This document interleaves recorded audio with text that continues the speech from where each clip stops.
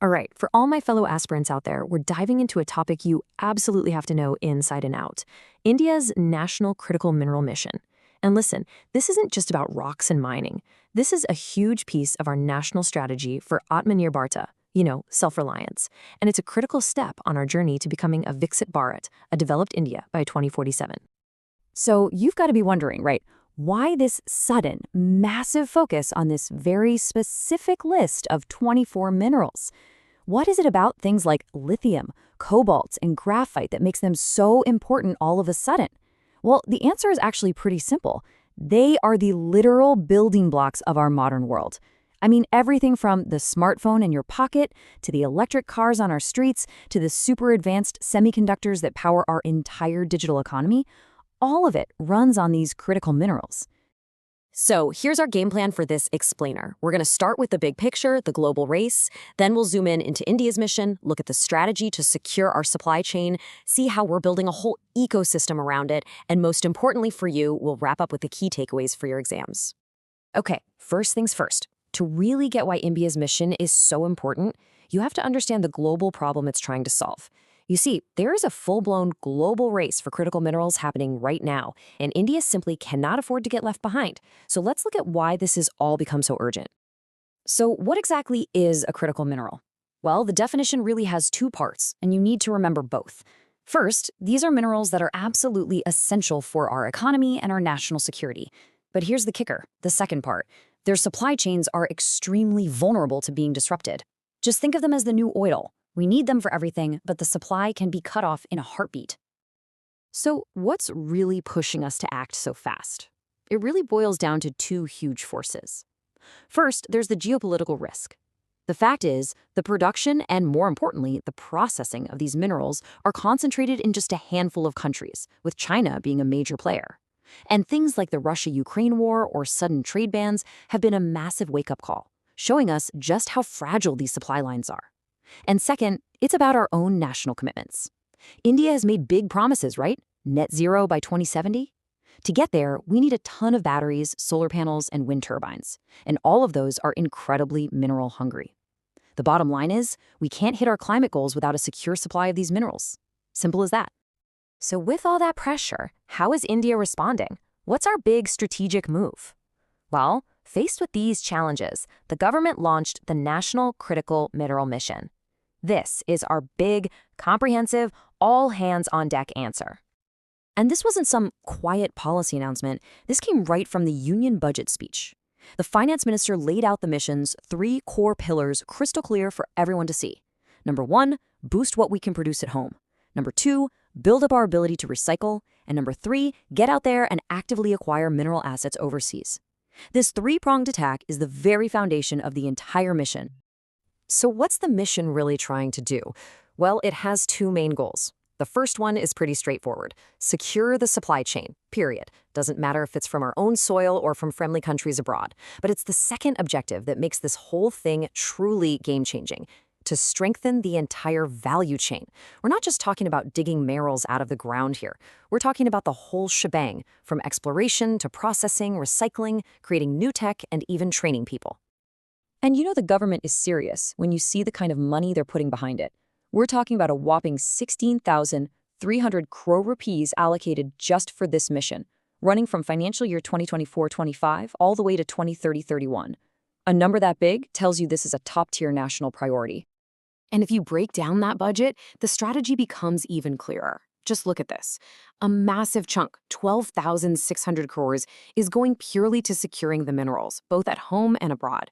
That tells you the immediate focus is just getting our hands on the supply. The rest is then strategically put towards building up our recycling game and strengthening the rest of that value chain. Okay, so let's dive deep into that first and biggest piece of the pie: securing the supply chain. How are we going to do it? Well, the strategy is a classic two-pronged approach.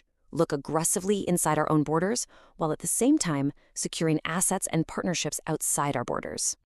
And this chart, wow, this just perfectly illustrates the domestic push. The Geological Survey of India, or GSI, has seriously ramped up its game. I mean, just look at these numbers. The number of exploration projects for critical minerals has tripled from just 65 back in 2020 to 195 in 2024.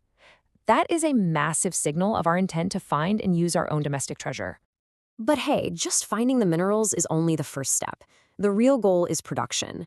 And to do that, the government has been auctioning off mineral blocks to private companies at a crazy pace.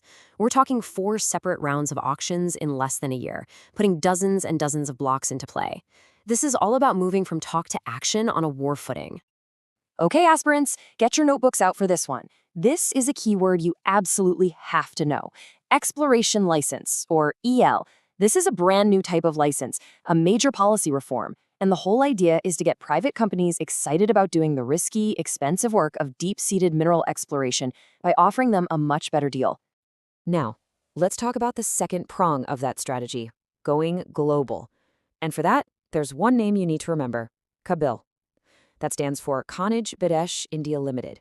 It's basically a joint venture of 3 of our PSUs, and it has one single focused mission: go out into the world and identify, acquire, and secure mineral assets for India. And KABIL isn't just a plan on paper, let me tell you.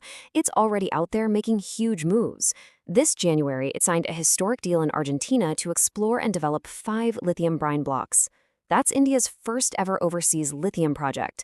It's also working super closely with resource-rich countries like Australia to get in on lithium and cobalt projects. This is active mineral diplomacy, and it's getting real results. But beyond KABIL just going out and buying assets, India's also playing smart diplomatic chess. We're weaving a whole web of international partnerships. For example, we've joined the U.S.-led Mineral Security Partnership, the MSP, to work together on supply chains. We're using platforms like ISET with the USA for tech sharing, and strategic groups like the Quad and the IPF. It's a multi-layered diplomatic effort to build strength with partners we trust. Okay, so securing the raw material is step 1. We get that. But true Atmanirbhata, true self-reliance, means controlling the entire process from start to finish.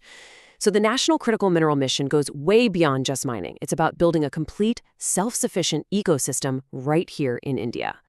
And to build this ecosystem, the mission is focused on 4 key steps. This is all about becoming masters of the minerals that power our green transition, especially the battery minerals. Now, for your exams, here's a little mnemonic to help you remember the big ones. Just think LIN-CG. That's lithium, nickel, cobalt, and graphite. So, to master this value chain, we're 1. Boosting R&D by setting up 3 centers of excellence. 2. Building 4 mineral processing parks so we can refine the minerals here at home. 3. Pushing recycling by giving incentives to pull minerals out of e-waste. And 4. Skilling up 10,000 people to create the workforce for this brand new industry. All right, let's bring it all home. Think of this final section as your rapid revision guide. We're going to condense all the most important concepts and data points you need to lock in for your exams. At the end of the day, these are the 4 big ideas driving this entire mission. At its very heart, it's about Atmanirbhata, self-reliance, so we don't have to depend on others. It's about building supply chain resilience so we can withstand global shocks. It is the absolute key to making our green transition a reality. And ultimately, it's a foundational pillar for achieving that grand national vision of Viksit Bharat 2047. And finally, please remember these hard numbers. The mission has very clear, measurable targets to hit by 2031. You should definitely try to memorize these. The goal is 1,200 domestic exploration projects, 50 foreign mines acquired, 400 kilotons of material recycled, 1,000 new patents filed, and 10,000 people skilled. These are the stats that will tell us if this mission was a success. And so we'll end with this thought. The National Critical Mineral Mission is a huge, long-term strategic gamble. It's our attempt to turn what is now a potential weakness into a major strategic strength. The real question, the one that will define the next couple of decades, is this. By the time India turns 100, can we successfully build a mineral ecosystem that not only makes us self-reliant, but also makes us a leader on the world stage?